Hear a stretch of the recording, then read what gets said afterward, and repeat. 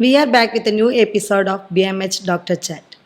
ശ്വാസകോശ ആരോഗ്യത്തിന്റെ പ്രാധാന്യം, പ്രധാനമായി കാണപ്പെടുന്ന രോഗങ്ങൾ, ലക്ഷണങ്ങൾ, മുൻകരുതലുകൾ ഇവയെല്ലാം ചർച്ച ചെയ്യാൻ ഇന്ന് നമ്മോടൊപ്പം ഉള്ളത് doctor Mariyam Baby, department of pulmonology, Baby Memorial Hospital, Thodupuzha. Welcome madam.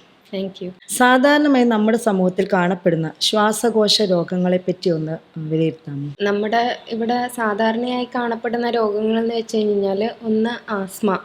Asthma എന്ന് വെച്ച് കഴിഞ്ഞാൽ നമ്മുടെ ശ്വാസം എടുക്കുന്ന നാളികൾക്ക് ഉണ്ടാവുന്ന വീക്കം കാരണം ഇടയ്ക്കിടെ ഉണ്ടാവുന്ന ശ്വാസ തടസ്സവും ചുമയും ഒക്കെയാണ് ഇതിൻ്റെ ലക്ഷണങ്ങൾ.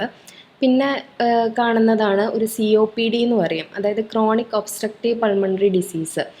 ശ്വാസം നാളികൾക്കുണ്ടാവുന്ന തടസ്സം കാരണം നമ്മുടെ ശ്വാസം ഒരുപാട് പുറത്തേക്ക് പോവാതെ വരുന്നൊരു സിറ്റുവേഷനാണിത്. നമ്മളൊരു 2 ടൈപ്പായിട്ടൊരു ബ്രോങ്കൈറ്റിസ്, എംഫൈസിമ അങ്ങനെയൊക്കെ പല പേരുകളിൽ ഉണ്ട്.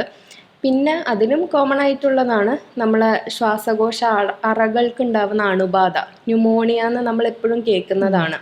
ഈ ന്യൂമോണിയ ഉണ്ടാവുന്നത് സാധാരണ വൈറസ്, ബാക്ടീരിയ അല്ലെങ്കിൽ ഫംഗസ് അങ്ങനത്തെയൊക്കെ ഓർഗാനിസം കാരണമാണ് ഉണ്ടാവുന്നത്. മൈക്കോബാക്ടീരിയം ട്യൂബർക്കുലോസിസ് എന്ന് പറയുന്ന ബാക്ടീരിയ ഉണ്ടാക്കുന്ന അണുബാധേനെയാണ് നമ്മുടെ ക്ഷയം അല്ലെങ്കിൽ ട്യൂബർക്കുലോസിസ്, TB എന്നൊക്കെ പേരിൽ അറിയപ്പെടുന്നത്.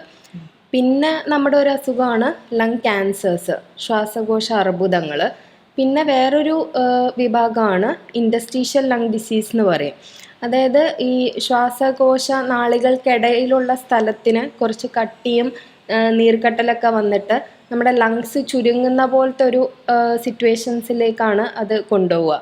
അതിനെയാണ് നമ്മൾ ഇൻഡസ്ട്രീഷ്യൽ ലങ് ഡിസീസ് എന്ന് വിളിക്കുന്നത്. ഇത്രയും അസുഖങ്ങളാണ് നമ്മുടെ ഇവിടെ സാധാരണയായിട്ട് കണ്ടുവരുന്നത്. ഈ കുട്ടികളിലും മുതിർന്നവരിലൊക്കെ ആവർത്തിച്ച് വരുന്ന ചുമ ഉണ്ടല്ലോ, അതിനെപ്പറ്റി അത് എന്തുകൊണ്ടാണ് അങ്ങനെ വരുന്നത്, അല്ലെങ്കിൽ അതിനെ നമുക്ക് എങ്ങനെ ആദ്യം തന്നെ ട്രേസ് ചെയ്യാൻ പറ്റും? അത് ഒത്തിരി കണ്ടീഷൻ ബുദ്ധിമുട്ടായി പോകും, അതിനെപ്പറ്റി ഒന്ന് പറയാമോ? അതെ, ആവർത്തിച്ചുള്ള ചുമകളിലും മുതിർന്നവരിലും കുട്ടികളിലും കാണുന്നുണ്ട്.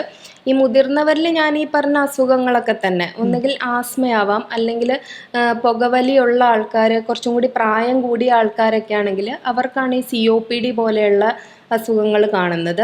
പിന്നുള്ളതാണ് നമ്മുടെ ഈ GERD എന്ന് പറയും, അതായത് ഗ്യാസ്ട്രോ ഇസോഫാജൽ റിഫ്ലക്സ് ഡിസീസ്. നമ്മൾ അന്നനാളത്തിലുള്ള ആമാശയത്തിലുള്ള ഈ ആസിഡ് ഉണ്ടല്ലോ, അത് അന്നനാളത്തിലേക്ക് കയറി മുകളിലേക്ക് തികട്ടി കയറി വന്നിട്ട് ചുമ ഉണ്ടാക്കുന്ന ഒരു കണ്ടീഷനാണ് GERD എന്ന് പറയുന്നത്. പിന്നെ നമ്മുടെ സൈനസൈറ്റിസ് ഒക്കെ കാരണം തന്നെ ഒരു തൊണ്ടയിൽ ഇങ്ങനെ ഇടയ്ക്കിടയ്ക്ക് കഫം വന്നുകൊണ്ടിരിക്കുക, അത് പോസ്റ്റ് നേസൽ ഡ്രിപ്പ് എന്ന് പറയും. അങ്ങനത്തേതാണ് മുതിർന്നവരിൽ കോമൺ ആയിട്ടുള്ളത്. പിന്നെ പിള്ളേർക്കാണെങ്കിലും ഈ അലർജി കാരണം, ഒന്നുകിൽ ഈ അലർജി ഉള്ള ആൾക്കാർക്ക് നമുക്ക് ഇടയ്ക്കിടയ്ക്ക് ഇങ്ങനെ അണുബാധകൾ ഉണ്ടാവുന്നത് കാരണം പിള്ളേർക്ക് ഇങ്ങനെ ആവർത്തിച്ചുള്ള ചുമകൾ വരാം. അല്ലെങ്കിൽ ചുമയായിട്ട് മാത്രമുള്ള ഒരു കോഫ് വേരിയൻ്റ് ആസ്മ എന്ന് പറഞ്ഞിട്ട് തന്നെ പിള്ളേർക്കുണ്ട്. അങ്ങനത്തെ ആസ്മയായിട്ടും കാണാറുണ്ട്. പിന്നെ ഈ പോസ്റ്റ് നേസൽ ഡ്രിപ്പും പിള്ളേർക്ക് കോമൺ ആയിട്ട് വരുന്നതാണ്. ഈ തൊണ്ടയിലേക്ക് കഫം ഇടയ്ക്കിടയ്ക്ക് ആസ്മ, അലർജി ഇവരൊക്കെ തമ്മിൽ എന്തെങ്കിലും അവര് വളരെ ബന്ധപ്പെട്ടിട്ടുള്ള ആൾക്കാരാണ് ആസ്മയും അലർജിയും എന്നുള്ളത്. കാരണം നമ്മൾ ഈ ആസ്മയുള്ള ആൾക്കാരിൽ പലരിലും ഈ അലർജിയുടെ ഘടകങ്ങൾ കാണാറുണ്ട്. അലർജി എന്ന് പറയുന്നത് ചിലപ്പം പൊടിയാവാം, അല്ലെങ്കിൽ നമ്മുടെ പൂമ്പൊടി. ഈ അലർജിയാണ് ആസ്മയിലോട്ട് നയിക്കുന്നത്. അതായത് മെയിൻ ആയിട്ടുള്ള ഒരു ട്രിഗറിങ് ഫാക്ടറാണ് അലർജി എന്ന് പറയുന്നത്. ഇപ്പൊ ഈ അലർജി ഉള്ള ഒരാൾക്ക് ഇപ്പൊ ഒരു പൊടി അല്ലെങ്കിൽ ഫുഡ് ആവാം, ചിലപ്പം മറ്റേ വളർത്തു മൃഗങ്ങളിൽ കാണുന്ന അവരുടെ രോമമൊക്കെ ഉണ്ടല്ലോ, അതിനോടൊക്കെ അലർജി വരാറുണ്ട്. അപ്പൊ അങ്ങനത്തെ ചില അലർജിനോട് ചില ആൾക്കാർ എക്സ്പോസ്ഡ് ആവുമ്പം പെട്ടെന്ന് അവർക്ക് ആസ്മയുടെ ബുദ്ധിമുട്ടുകൾ കൂടുതലായിട്ട് വരാറുണ്ട്. അതാണ് അലർജി സംബന്ധമായിട്ടുള്ളത്. നമുക്ക് ഇൻഫെക്ഷ്യസ് ആയിട്ടുള്ള ഒരുപാട് പൾമനറി ഡിസീസസ് ഉണ്ടല്ലോ, അതായത് ന്യൂമോണിയ, TB. അപ്പം അതിനെയൊക്കെ നമുക്ക് എങ്ങനെ തടയാൻ പറ്റും? അത് തടയാൻ പറ്റുന്നത് പ്രധാനമായിട്ടും നമുക്ക് ഈ വാക്സിനേഷൻ കാര്യങ്ങളുണ്ട്, പ്രതിരോധ കുത്തിവയ്പ്പുകൾ. അതിൽ നമുക്ക് ന്യൂമോകോക്കൽ ഇൻഫ്ലുവൻസ വാക്സിൻസ് നമ്മൾ കൊടുക്കാറുണ്ട്. അത് വെച്ചിട്ട് തടയാൻ പറ്റും. പിന്നെ ഉള്ളത് നമ്മുടെ ഒരു ജീവിത ശൈലിയാണ്, പതിവായിട്ടുള്ള ഒരു വ്യായാമം, അല്ലെങ്കിൽ നമ്മുടെ ഒരു സമീകൃത ആഹാര രീതികൾ, ശരിക്കുള്ള ഉറക്കം, അതൊക്കെ കാരണം നമുക്ക് ഇതാവാം. പിന്നെ ഈ അലർജി ഉള്ള ആൾക്കാർക്ക് പരമാവധി അതിനോട്, ഇപ്പോൾ പൊടി അലർജി ഉള്ള ആളാണെങ്കിൽ ഒരു മാസ്ക് വെച്ചിട്ടൊക്കെ ഒത്തിരി പൊടിയുള്ള സ്ഥലത്ത് പോകുമ്പം അങ്ങനെ യൂസ് ചെയ്യാം, മാസ്കിന്റെ ഉപയോഗം. പിന്നെ നമ്മുടെ അലർജി ഒരു പരിധി വരെ നിയന്ത്രിക്കാൻ പറ്റും. അങ്ങനെ മാഡം പറഞ്ഞല്ലോ COPD എന്നൊരു കണ്ടീഷനെ പറ്റി, അതെന്താണ്, അത് നമുക്ക് എങ്ങനെ തിരിച്ചറിയാൻ പറ്റും? അത് ഒരു പുകവലി ഉള്ള ഒരാൾക്കാർക്കാണ് ഇത് COPD എന്ന് പറയുന്നത് കാണുന്നത് എന്ന് വിചാരിച്ചിട്ട് അത് മെയിൽസിന് മാത്രമല്ല ഫീമെയിൽസിനും വരുന്ന ഒരു കണ്ടീഷൻ തന്നെയാണ്. ക്രോണിക് ഒബ്സ്ട്രക്റ്റീവ് പൾമണറി ഡിസീസ് എന്നാണ് അതിൻ്റെ അർത്ഥം. അതായത് നമുക്ക് ഈ നമ്മൾ എടുക്കുന്ന ഈ ശ്വാസം കുറച്ച് ഈ നമ്മുടെ ശ്വാസനാളികളിലുള്ള വ്യത്യാസങ്ങളൊക്കെ വരുന്നത് കാരണം മുഴുവനായിട്ട് പുറത്തേക്ക് വിടാൻ കഴിയാത്തൊരു സിറ്റുവേഷൻ വരുമ്പോഴാണ് COPD ഒബ്സ്ട്രക്ഷൻ വരുന്നു, അപ്പോഴാണ് ഇത് വരുന്നത്. അപ്പം നമുക്ക് തുടരെയുള്ള ചുമകൾ, പിന്നെ നമ്മൾ എന്തെങ്കിലും വ്യായാമം ചെയ്യുക, അല്ലെങ്കിൽ ജസ്റ്റ് ഒരു 100 മീറ്റർ നടക്കുമ്പോൾ തന്നെ നമുക്ക് ശ്വാസം മുട്ടൽ അനുഭവപ്പെടുക, അങ്ങനത്തെ കാര്യങ്ങളൊക്കെയാണ് ഇതിൻ്റെ ലക്ഷണങ്ങളായിട്ട് പറയുന്നത്. ഇത് കണ്ടുപിടിക്കണമെങ്കിൽ നമ്മൾ സ്പൈറോമെട്രി എന്ന് പറയും. ലങ്സിൻ്റെ ശേഷി, ശ്വാസകോശത്തിൻ്റെ ശേഷി അസസ് ചെയ്യുന്ന ടെസ്റ്റുകൾ നമ്മൾ ചെയ്ത് നോക്കിയാലാണ് നമുക്കത് എത്രത്തോളം ഉണ്ടെന്നുള്ളത് കണ്ടുപിടിക്കാൻ പറ്റത്തുള്ളൂ. അതൊരു എന്താ പറയുക, ലങ് ഡിസീസസ് വന്നിട്ട് അതിൻ്റെ ഒരു ഫൈനൽ സ്റ്റേജ് ആണോ, ആദ്യം ഇനിഷ്യലായിട്ട് തന്നെ നമുക്ക് പറഞ്ഞ പോലെയാണോ വരുന്നത്? ഇതൊരു ക്രോണിക് എന്ന് പറയുമ്പം അത് കുറച്ച് നാളായിട്ടുള്ള ഒരു ഡിസീസാണ്. അതിങ്ങനെ പ്രായം കൂടുന്തോറും, അല്ലെങ്കിൽ ഒരു പുകവലി ഉള്ളത് ഒരു റിസ്ക് ഫാക്ടറാണത്. അപ്പോൾ പുകവലി ഉള്ള ആൾക്കാർക്ക് കുറച്ച് പ്രായം ചെല്ലും തോറും അവർക്ക് ഈ പറയുന്ന ശ്വാസം മുട്ടലും ഇതുമൊക്കെ വരുവാണെങ്കിൽ നമ്മൾ ഈ സ്പൈറോമെട്രിയും കൂടി ചെയ്ത് നോക്കുമ്പം അതിൽ നമുക്കിങ്ങനെ ഒരു COPDയുടേതായിട്ടുള്ള ഫീച്ചേഴ്സ് കാണാൻ പറ്റും. അങ്ങനെയാണ് നമ്മൾ അതിനെ ഡയഗ്നോസ് ചെയ്യുന്നത്. കൂടുതലായിട്ട് പ്രായമുള്ള ആൾക്കാരിലാണ് വരുന്നത്. ശ്വാസകോശ ക്യാൻസർ ഇപ്പോൾ ഒത്തിരി ഫ്രീക്വൻ്റ് ആണല്ലോ, അപ്പം അത് നമുക്ക് എങ്ങനെ തടയാൻ പറ്റും, അല്ലെ പ്രതിരോധിക്കാൻ പറ്റും? ശ്വാസകോശ ക്യാൻസർ എന്ന് പറയുമ്പം അതിൻ്റെയും കുറേ റിസ്ക് ഫാക്ടേഴ്സ് ഉണ്ട്. അതിൽ ഒരെണ്ണമാണ്, ഏറ്റവും പ്രധാനമായിട്ടുള്ളതാണ് പുകവലി എന്ന് പറയുന്നത്. പുകവലി അത് ആക്റ്റീവ് സ്മോക്കിംഗ് ആവാം, പാസീവ് സ്മോക്കിംഗ് ആവാം. പിന്നുള്ളതാണ് നമ്മുടെ ഈ എയർ പൊല്യൂഷൻ, അന്തരീക്ഷ മലിനീകരണം കാരണം. അതായത് അതിലുള്ള ചില വാതകങ്ങൾ, കുറേ പർട്ടിക്കുലേറ്റ് മാറ്റർ, അങ്ങനത്തെ സാധനങ്ങളൊക്കെ കാരണമാണ് ഇത് വരുന്നത്. പിന്നെ ഉള്ളതെന്ന് വെച്ച് കഴിഞ്ഞാൽ നമ്മളെ ഫാമിലി ഹിസ്റ്ററി, ഫാമിലിയിൽ ആർക്കെങ്കിലും ഉണ്ടെങ്കിൽ അതൊരു റിസ്ക് ആണ്. പിന്നുള്ളത് ഓക്യുപ്പേഷണൽ എക്സ്പോഷേഴ്സ് ആണ്. നമ്മൾ ആസ്ബസ്റ്റോസ് മാതിരിയുള്ള ഇതുമൊക്കെ ആയിട്ട് റിലേറ്റഡ് ആയിട്ട് വർക്ക് ചെയ്യുന്നതാണെങ്കിൽ, അല്ലെങ്കിൽ ക്രോമിയം, നിക്കൽ, അങ്ങനത്തെയൊക്കെ ഒരു എക്സ്പോഷർ ഉണ്ടെങ്കിലും നമുക്ക് ഈ അർബുദത്തിനുള്ള ചാൻസ് കൂടുതലാണ്. അതിനെ പ്രതിരോധിക്കാൻ എന്ന് വെച്ച് കഴിഞ്ഞാൽ നമ്മൾ ഈ പറയുന്ന സിറ്റുവേഷൻസ്, ഇപ്പോൾ പുകവലി ഉള്ള ആളാണെങ്കിൽ അത് ഒഴിവാക്കുക. പിന്നെ ഈ ജോലി അതിൽ നിന്നൊക്കെയാണ് റിസ്ക് ഉള്ളത്. അപ്പോൾ അതിൽ നിന്നൊക്കെ ഒഴിഞ്ഞു മാറി നിൽക്കുമ്പോഴാണ് അത് പ്രതിരോധിക്കാൻ പറ്റുന്നത്. ഈ പരിസര മലിനീകരണം ഉണ്ടല്ലോ, വായു മലിനീകരണം, എങ്ങനെ നമ്മുടെ ശ്വാസകോശ ആരോഗ്യത്തിനെ ബാധിക്കുന്നത്? അത് വളരെ ഗുരുതരമായിട്ട് തന്നെ ബാധിക്കുന്നുണ്ട്.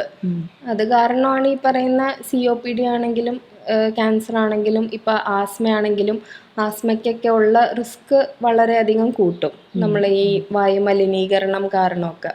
പിന്നെ നമ്മളുടെ എന്താണ് ഈ ഇടയ്ക്കിടയ്ക്കുള്ള അണുബാധകൾ, കാര്യങ്ങൾ, ന്യൂമോണിയാസ് ഒക്കെ വരാനുള്ള ചാൻസ് കൂടുതലാണ്. വായു മലിനീകരണം കാരണം നമ്മുടെ ഒരു ഇമ്മ്യൂണിറ്റി ഉണ്ടല്ലോ, അതും കുറച്ച് കുറയും. അപ്പോൾ നമുക്ക് ഇൻഡോർ ആയിട്ട് നമുക്ക് വീട്ടിനുള്ളിൽ എങ്ങനെ നമുക്ക് എയർ ക്വാളിറ്റി മെയിൻറ്റെയിൻ ചെയ്യാൻ പറ്റും? അങ്ങനെ അതിനെന്തെങ്കിലും സജഷൻസ് എന്തെങ്കിലും ഉണ്ടോ? ഇപ്പം നമുക്ക് ഈ പറഞ്ഞ പോലെ എന്താണ്, നമുക്ക് ഇൻഡോർ പ്ലാന്റ്സ് ഒക്കെ വെക്കാം. പിന്നെ ഒരുപാട് വെന്റിലേഷനും കാര്യങ്ങളും ഒക്കെ യൂസ് ചെയ്യുക, ഒത്തിരി AC ഒന്നും യൂസ് ചെയ്യാതിരിക്കുക, അങ്ങനെയൊക്കെ ചെയ്ത്. സ്ഥിരമായിട്ട് ശ്വാസതടസ്സമുള്ള ഒരാൾ എപ്പോഴാണ് ഡോക്ടറിനെ കൺസൾട്ട് ചെയ്യേണ്ടത്? അല്ലെങ്കിൽ നമ്മുടെ ലങ് ഒരു ട്രബിളിലാണെന്ന് എങ്ങനെ നമുക്ക് ഐഡൻറ്റിഫൈ ചെയ്യാൻ പറ്റും? അത് ഈ ലങ് ഡിസീസ് ഉള്ള എല്ലാ ആൾക്കാർക്കും ചിലപ്പോൾ അവർക്കൊരു ബേസ് ലൈൻ ആയിട്ട് തന്നെ ഒരു ശ്വാസം മുട്ടലും ചുമയൊക്കെ ഉണ്ടാവും. അതവർക്കറിയാം. അതവർ ഈ അവർക്ക് സാധാരണ ചെയ്യാൻ പറ്റുന്ന കാര്യങ്ങളുണ്ടാവും ആ ശ്വാസം മുട്ടൽ വെച്ചിട്ട് തന്നെ. പക്ഷെ അതിനെക്കാട്ടിലും കൂടുതലായിട്ട് അനുഭവപ്പെടുക, അല്ലെങ്കിൽ പെട്ടെന്നൊരു ശ്വാസം മുട്ടൽ വരിക, അവരുടെ ഉറക്കത്തിന് ഡിസ്റ്റർബ് ചെയ്യുന്ന രീതിയിലുള്ള ശ്വാസം മുട്ടൽ, അല്ലെങ്കിൽ നമ്മളൊരു വിശ്രമിക്കുന്ന സമയത്ത് വരുന്ന ഒരു ശ്വാസം മുട്ടൽ, അങ്ങനെയൊക്കെയുള്ള ഒരു സന്ദർഭത്തിൽ നമ്മളെപ്പോഴും ഡോക്ടറിനെ കാണുന്നതാണ് നല്ലത്. ഇപ്പോൾ ശ്വാസ തടസ്സം വന്നാൽ നമുക്ക് ഹോസ്പിറ്റലിൽ എത്തുന്നതിന് മുന്നേ ഒരു ഫസ്റ്റ് എയ്ഡ് എന്നുള്ള പോലെ ചെയ്യാൻ പറ്റുന്ന എന്തെങ്കിലും അത് ടിപ്സോ കാര്യങ്ങളോ ഉണ്ടോ? നമ്മളിപ്പം ഈ ആസ്മ പേഷ്യൻസിനൊക്കെ ആണെങ്കിൽ നമ്മൾ ഇൻഹേലേഴ്സ് ആണ് ട്രീറ്റ്മെൻ്റ് ആയിട്ട് കൊടുക്കുന്നത്. അപ്പം അത് കൊടുക്കുമ്പം അവർക്ക് ഈ എമർജൻസി വരുമ്പം യൂസ് ചെയ്യാൻ പാകത്തിനുള്ള മെഡിസിൻസും നമ്മൾ കൊടുക്കുന്നതാണ്. അപ്പം അത് യൂസ് ചെയ്യാം. പിന്നെ എന്ന് വെച്ച് കഴിഞ്ഞാൽ ഈ ശ്വാസം മുട്ടൽ വരുമ്പോൾ തന്നെ ആൾക്കാർ ഭയങ്കര പാനിക്കാവും. അങ്ങനെ പരിഭ്രാന്തി പാടില്ല. അങ്ങനെ പരിഭ്രാന്തരാകുമ്പോൾ തന്നെ ആ ശ്വാസം മുട്ടൽ വീണ്ടും കൂടാനാണ് ചാൻസ്. അപ്പം കുറച്ച് ശാന്തരായിട്ട് ഈ പറയുന്ന മെഡിസിൻസ് ഒക്കെ യൂസ് ചെയ്തിട്ട് അതൊന്ന് ജസ്റ്റ് ഒന്ന് സെറ്റിൽ ചെയ്യുമ്പോൾ തന്നെ നമ്മൾ ഹോസ്പിറ്റലിലേക്ക് വരുന്നതാണ് നല്ലത്. ശ്വാസം മുട്ടൽ കൂടി ഒരിക്കലും വീട്ടിലിരിക്കാതിരിക്കുന്നതാണ് നല്ലത്. എപ്പോഴും നമ്മൾ എമർജൻസിയിലേക്ക് വരിക. നമുക്ക് ഈ സ്റ്റിറോയിഡ്സിന്റെ യൂസ് മറ്റെന്തെങ്കിലും ഹെൽത്ത് കണ്ടീഷൻസ് കോൺട്രിബ്യൂട്ട് ചെയ്യുന്നുണ്ട് അങ്ങനെ കേട്ടിട്ടുണ്ട്, അറിയില്ല, അങ്ങനെ എന്തെങ്കിലും ഉണ്ടോ? സ്റ്റിറോയിഡ്സ് എന്ന് പറയുന്നത് കുറച്ച് പാർശ്വഫലങ്ങളൊക്കെ ഉള്ള ഒരു മെഡിസിൻസ് തന്നെയാണ്. പക്ഷെ നമ്മൾ ഒത്തിരി ശ്വാസം മുട്ടലും ബുദ്ധിമുട്ടുകളും കൂടുതലായിട്ട് വരുമ്പം നമുക്കതിൻ്റെ ഒരു ട്രീറ്റ്മെൻറ്റിന് വേണ്ടിയിട്ടാണ് സ്റ്റിറോയിഡ് കൊടുക്കുന്നത്. അതങ്ങനെ ഒരു ലോങ് ടേം ആയിട്ട് നമ്മൾ യൂസ് ചെയ്യാറില്ല. ഒരു ചെറിയൊരു ഷോർട്ട് പീരീഡിലേക്കാണ് അത് യൂസ് ചെയ്യുന്നത്. അതിനെ കൊണ്ട് സാധാരണ രീതിയിൽ അങ്ങനെ ഒത്തിരി പാർശ്വഫലങ്ങൾ വരേണ്ട ആവശ്യമില്ല. ഈ കോവിഡ് വാക്സിനേഷൻ എടുത്തതിന് ശേഷം ഇങ്ങനെ ഒത്തിരി ബുദ്ധിമുട്ടുകൾ വരുന്നുണ്ടെന്ന് കേൾക്കുന്നു. ഇപ്പം അതിന്റെ റെലവൻസ് എന്താ, അങ്ങനെ ഉണ്ടോ? അങ്ങനത്തെ ഒരു ചൂടാണോ എന്തെങ്കിലും സ്റ്റഡീസ്? പഠനങ്ങളായിട്ട് അങ്ങനെയൊന്നും നടത്തി പ്രൂവ് ചെയ്തിട്ടൊന്നുമില്ല. അത് ഒരു എവിഡൻസ് ഇല്ലാതെ നമുക്കത് പറയാൻ പറ്റില്ലല്ലോ. നമുക്ക് ലങ്സിന്റെ ഒരു ഹെൽത്ത് മെയിൻറ്റെയിൻ ചെയ്യാൻ വേണ്ടി, അല്ല ഒരു ആരോഗ്യം വരുത്താൻ വേണ്ടി നമുക്ക് എന്തൊക്കെ ചെയ്യാൻ പറ്റും? നമ്മളെ കൊണ്ട് എന്തൊക്കെ ചെയ്യാൻ പറ്റും? നമ്മളെ കൊണ്ട് ചെയ്യാൻ പറ്റുന്ന കാര്യങ്ങളെന്ന് വെച്ച് കഴിഞ്ഞാൽ, ഞാൻ ഈ പറഞ്ഞ പോലെ നമ്മൾ ഫുഡ്, അതായത് ഭക്ഷണത്തിൽ സമീകൃത ആഹാരം, അതായത് ആൻറ്റി ഓക്സിഡൻസ് ഒക്കെ ഉള്ള ഫുഡ് കഴിക്കുക, വൈറ്റമിൻ സി, ഇ ഒക്കെ ഉള്ള, അതായത് വെജിറ്റബിൾസും ഫ്രൂട്ട്സും ഒക്കെ ഒരുപാട് നമ്മൾ ഭക്ഷണത്തിൽ ഉപയോഗപ്പെടുത്തുക. പിന്നുള്ളത് വ്യായാമമാണ്. അതൊരു നടത്തമാവാം, അല്ലെങ്കിൽ ഓട്ടം, അങ്ങനത്തെ എന്തെങ്കിലും ചെറിയ രീതിയിലുള്ള വ്യായാമങ്ങൾ, കാര്യങ്ങൾ അതൊക്കെ ചെയ്യാം. പിന്നെ ഇങ്ങനെ നമ്മൾ ഓൾറെഡി ഒരു അസുഖമുള്ള ആളാണെങ്കിൽ നമ്മൾ ഡോക്ടർ പറയുന്നതിനനുസരിച്ചിട്ടുള്ള പ്രതിരോധ കുത്തിവയ്പ്പുകളൊക്കെ എടുക്കുക. പിന്നെ നമ്മൾ ഒരു ന്യൂമോണിയ ഒക്കെ ഉള്ള ഒരാളെ നമ്മളിപ്പോൾ വിസിറ്റ് ചെയ്യണം, അങ്ങനെയൊക്കെ വെച്ച് കഴിഞ്ഞാൽ മാസ്ക് ഒക്കെ യൂസ് ചെയ്തിട്ട് പോവുക. അങ്ങനത്തെ ഇതൊക്കെ യൂസ് ചെയ്യാം. ഇപ്പം ഈ വാക്സിനേഷൻ, ഇൻഫ്ലുവൻസയുടെ ഒക്കെ വാക്സിനേഷൻ ഉണ്ടല്ലോ, അത് എത്രമാത്രം ഇഫക്റ്റീവാണ്? അത് വളരെയധികം എഫക്റ്റീവാണ്. കാരണം ഇൻഫ്ലുവൻസ ഇപ്പം സീസണലായിട്ട് തന്നെ, സീസണൽ ഇൻഫ്ലുവൻസ ഇയർലി വരുന്നുണ്ട്. അപ്പം നമ്മൾ ഒരു മുതിർന്ന ആൾക്കാർക്ക് ഇൻഫ്ലുവൻസ എടുത്തു കഴിഞ്ഞാൽ അത് കാരണമുള്ള കോംപ്ലിക്കേഷൻസ് വളരെയധികം കുറഞ്ഞിരിക്കുന്നതായിട്ട് കാണുന്നുണ്ട്. അതായത് ഗുരുതരമായൊരു സിറ്റുവേഷനിലേക്ക് പോകാതെ പ്രിവെൻറ്റ് ചെയ്യും. അത് വലിയ എൽഡർ ഏജിനും അത് ഇതാണോ, അതെയോ കുഞ്ഞു കുട്ടികൾക്കാണോ? കുഞ്ഞു കുട്ടികൾക്കെന്ന് വെച്ച് കഴിഞ്ഞാൽ, ചെറിയ കുട്ടികൾക്ക് നമ്മുടെ വാക്സിനേഷൻ ഷെഡ്യൂളിൽ തന്നെ നമ്മൾ ഈ ന്യൂമോകോക്കൽ വാക്സിനേഷൻസ് കൊടുക്കുന്നുണ്ട്. എന്നാലും നമ്മൾ ബൂസ്റ്റർ ഡോസായിട്ട് ഇൻഫ്ലുവൻസ വാക്സിൻ കൊടുക്കാവുന്നതാണ്. അതല്ലാതെ മുതിർന്നവർക്ക് നമ്മൾ പറയുന്നത് ഒരു 65 വയസ്സ് അല്ലെങ്കിൽ അതിന് മുകളിലുള്ള ആൾക്കാർക്കാണ് നമ്മൾ റെക്കമെൻഡ് ചെയ്യുന്നത്. ഇനി 65 വയസ്സിന് താഴെയുള്ളവർക്കും എടുക്കാം. എന്തെങ്കിലും കൂടെ നമുക്ക് ഡയബറ്റിസ്, ഹൈപ്പർ ടെൻഷൻ, അങ്ങനത്തെ, അല്ലെങ്കിൽ കരളിന് അസുഖങ്ങൾ, അങ്ങനെ എന്തെങ്കിലും കോമോർബിഡിറ്റീസ് ഉള്ള ആൾക്കാർക്കാണെങ്കിൽ നമ്മൾ 65 ഇയേഴ്സിൻ്റെ ബിലോ ഉള്ള ആൾക്കാർക്കും വാക്സിനേഷൻസ് കൊടുക്കാറുണ്ട്. ലങ്സ് ഡിസീസസ് ഉള്ളവർ എക്സസൈസ് ചെയ്യാൻ പാടില്ല, അങ്ങനെ എന്തെങ്കിലും സ്റ്റേറ്റ്മെന്റ് അത് ഉണ്ടോ? സ്റ്റേറ്റ്മെന്റ് എന്ന് വെച്ച് കഴിഞ്ഞാൽ, അതൊരു എക്സസൈസ് ഇൻഡ്യൂസ്ഡ് ആസ്മ എന്ന് പറഞ്ഞിട്ടൊരു സിറ്റുവേഷൻ ഉണ്ട്. അതായത് പിള്ളേർക്കും അല്ലെങ്കിൽ ഒരു അഡോളസെന്റ് ഏജ് ഗ്രൂപ്പിലൊക്കെ നമ്മൾ ഈ എക്സസൈസ് ചെയ്യുമ്പം കുറച്ച് ആസ്മാറ്റിക് സിംറ്റംസ് കൂടുന്നതായിട്ടൊക്കെ കാണാറുണ്ട്. അപ്പൊ അവര് ഒരു മൈൽഡ് ആയിട്ടുള്ള രീതിയിൽ അല്ലെങ്കിൽ ഒരു ബ്രീതിങ് എടുത്തിട്ടൊക്കെ ചെയ്യേണ്ടി വരും. പിന്നെ മാഡം പറഞ്ഞല്ലോ അലർജൻസ് എന്ന് പറഞ്ഞു, അത് നമുക്ക് എങ്ങനെ ഐഡന്റിഫൈ ചെയ്യാൻ പറ്റും? നമ്മൾ ഇന്ന കാര്യത്തിന് അലർജി ഉണ്ടോ, അതെങ്ങനെ നമുക്ക് ഐഡന്റിഫൈ ചെയ്യാൻ പറ്റും? അത് ശരിക്കും നമുക്ക് ഈ അലർജൻസ് കണ്ടുപിടിക്കാൻ വേണ്ടിയിട്ട് ഒരു സ്കിൻ പ്രിക്ക് ടെസ്റ്റ് ആണ് നമ്മൾ ചെയ്യുന്നത്. അതല്ലാതെ നമ്മൾ ബ്ലഡിൽ ഈ നമ്മുടെ ബ്ലഡ് റുട്ടീൻ എക്സാമിനേഷൻ ചെയ്യുമ്പോഴേ ഇതിൽ ഈസ്നോഫിലിൻ്റെ കൗണ്ടും പിന്നെ സിറം IG എന്ന് പറയുന്ന അതൊരു അലർജിയുടെ സ്പെസിഫിക് ഇതാണ്, ഇൻഡിക്കേറ്റർ ആണ്. അതല്ലാതെ നമുക്ക് ഓരോ ഫുഡിനോടും അല്ലെങ്കിൽ ഈ പറയുന്ന പൊടി, അങ്ങനത്തെ എയറോ അലർജൻസിനോടൊക്കെ ഉണ്ടോ എന്നറിയാൻ നമ്മൾ സ്കിൻ പ്രിക്ക് ടെസ്റ്റ് ആണ് ചെയ്യുന്നത്. അതായത് നമ്മൾ അതിൻ്റെ ഒരു അലർജൻ എക്സ്ട്രാക്ട് കിട്ടും. അതിന് നമ്മൾ സ്കിന്നിലേക്ക് അപ്ലൈ ചെയ്തിട്ട് അതിനോട് അലർജിക് റിയാക്ഷൻ വരുന്നുണ്ടോ എന്നുള്ളത് നോക്കുക. അങ്ങനെ ഓരോന്ന് ടെസ്റ്റ് ചെയ്തിട്ടാണ് കണ്ടുപിടിക്കുന്നത്. നമുക്ക് അല്ലാണ്ട് ഇപ്പം ഇൻഹേലർ യൂസ് ചെയ്യാന്നുള്ള അല്ലാണ്ട് നമുക്ക് വേറെ ഒരു പെർമനന്റ് സൊല്യൂഷൻ ഇല്ല ഇങ്ങനെ അലർജിക് ആയിട്ടുള്ള ആൾക്കാർക്ക്? ഇൻഹേലർ യൂസ് ചെയ്യാന്നുള്ളത് തന്നെയാണ് അതിൻ്റെ ഒരു ട്രീറ്റ്മെന്റ് എന്ന് പറയുന്നത്. അതല്ലാതെ നമ്മളിപ്പം ആസ്മയുടെ കേസിലൊക്കെ ആണെങ്കിൽ നമ്മൾ ഈ IgE അല്ലെങ്കിൽ ഈസ്നോഫിലിന്റെ കൗണ്ടൊക്കെ കൂടുന്നത് കാരണമാണ് നമുക്ക് ഈ ആസ്മയൊക്കെ വരുന്നത്. അതിനെ ടാർഗറ്റ് ചെയ്തിട്ടുള്ള തെറാപ്പീസ് ഒക്കെ ഉണ്ട്. അങ്ങനത്തെ ഒരു ബയോളജിക്കൽ തെറാപ്പീസ് ഒക്കെ ഉണ്ട്. ഓക്കെ. ഈ പ്രഗ്നൻസിയിൽ മദർ എടുക്കാത്ത എന്തെങ്കിലും കെയറും ഈ കുട്ടികളിൽ ഉണ്ടാവുന്ന ആസ്മ അലർജി അത് തമ്മിൽ എന്തെങ്കിലും ബന്ധമുണ്ട്? ചിലർ പറയുന്നത് കേട്ടിട്ടുണ്ട്, ഫീഡ് ചെയ്യുന്ന മദേഴ്സിന് കുട്ടികൾക്ക് പെട്ടെന്ന് അലർജി വരും, അമ്മ പാല് കുടിക്കുന്ന അല്ലെങ്കിൽ അങ്ങനെ എന്തെങ്കിലും ഫുഡ്സ് കഴിച്ചു കഴിഞ്ഞാൽ അത് കുഞ്ഞുങ്ങളിൽ കാണപ്പെടുന്നത്, അങ്ങനെ എന്തെങ്കിലും ഉണ്ടോ? അങ്ങനെ ഉണ്ടാവാം. കാരണം അമ്മ കഴിക്കുന്ന ഫുഡാണല്ലോ, അതിൽ നിന്നുള്ള ഇത് മിൽക്കിൽ സെക്രീറ്റ് ചെയ്തിട്ട് അതാണല്ലോ. അപ്പൊ ആ കുട്ടി അതിന് അലർജിക്ക് ആണെന്നാണോ അതിന്റെ ഒരു? അത് നമുക്ക് അത്ര പറയാൻ പറ്റില്ല. അപ്പൊ ഇനീഷ്യൽ പീരീഡിൽ കാണുന്നത് ചിലപ്പോൾ വളർന്നു വരുമ്പം അത് അതേപോലെ തന്നെ നിക്കണം എന്നില്ലല്ലോ. അത് നമ്മള് ഇമ്മ്യൂണിറ്റി ഒക്കെ വരുമ്പം ചേഞ്ച് വരാൻ ചാൻസ് ഉണ്ട്. പിന്നെ എപ്പോഴും നമ്മുടെ ഒരു ഫാമിലി പ്രിഡിസ്പോസിഷൻ ഭയങ്കര ഒരു ജനറ്റിക് പ്രിഡിസ്പോസിഷൻ ഒരു ഫാക്ടറാണ്. ഇപ്പൊ മദറോ ഫാദറോ അലർജിക് അല്ലെങ്കിൽ ആസ്മാറ്റിക് ആണെങ്കിൽ അത് നമ്മുടെ പിള്ളേർക്കും വരാനുള്ള ചാൻസ് ഉണ്ട്. അതിന് നമുക്ക് പ്രിവെന്റ് ചെയ്യാൻ പറ്റുന്ന എന്തെങ്കിലും പ്രഗ്നൻസിയിൽ എന്തെങ്കിലും ഇഞ്ചക്ഷൻ അങ്ങനെ എന്തെങ്കിലും ഉണ്ടോ? അങ്ങനെയൊന്നുമില്ല. നമ്മൾ ആസ്മ എന്തെങ്കിലും കൂടുതലായിട്ട് വരുവാണെങ്കിൽ അതിനെ ട്രീറ്റ് ചെയ്യാന്നുള്ളതേ ഉള്ളൂ, അതല്ലാതെ ഒന്നുമില്ല. മാഡത്തിന് ഇപ്പം നമ്മുടെ പ്രേക്ഷകരോട് ശ്വാസകോശ ആരോഗ്യ സംബന്ധമായി എന്താണ് ഷെയർ ചെയ്യാനുള്ളത്? ശ്വാസകോശ ആരോഗ്യം എന്ന് പറയുന്നത് നമ്മുടെ മൊത്തത്തിലുള്ള ആരോഗ്യത്തിന് വളരെ ഇമ്പോർട്ടൻ്റ് ആണ്.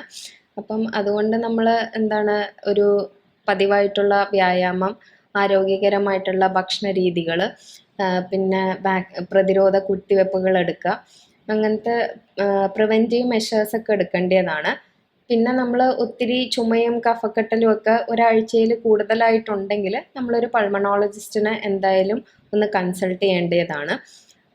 പിന്നെ പറയാനുള്ളതെന്ന് വെച്ച് കഴിഞ്ഞാൽ എപ്പോഴും നമ്മളൊരു രോഗം അതിൻ്റെ ഇനീഷ്യൽ സ്റ്റേജിൽ ചികിത്സിക്കാനാണ് നമുക്ക് എളുപ്പം. അതുകൊണ്ട് അത് ഒത്തിരി ഗുരുതരമാക്കാതെ നോക്കുക. അതിൻ്റെ ഒരു ആദ്യത്തെ സ്റ്റേജസിൽ തന്നെ നിങ്ങളൊന്ന് ഡോക്ടറിനെ കൺസൾട്ട് ചെയ്യാൻ ശ്രദ്ധിക്കുക. ഇത്രയും ലളിതമായിട്ട് നമുക്ക് ഇന്നത്തെ എപ്പിസോഡിൽ അറിവ് പകർന്നു തന്ന മാഡത്തിന് വളരെയധികം നന്ദി. Thank you. Thodupuzha baby memorial ഹോസ്പിറ്റലിൽ September 21 to 30 pulmonology camp conduct ചെയ്യുന്നുണ്ട്. Consultation and registration entirely free ആണ്. എക്സ്റേ ആൻഡ് PFT കൺസെഷൻ ബേസിലാണ് ഹോസ്പിറ്റൽ പ്രൊവൈഡ് ചെയ്യുന്നത്. ഈ അവസരം നിങ്ങൾ മാക്സിമം യൂട്ടിലൈസ് ചെയ്യുക.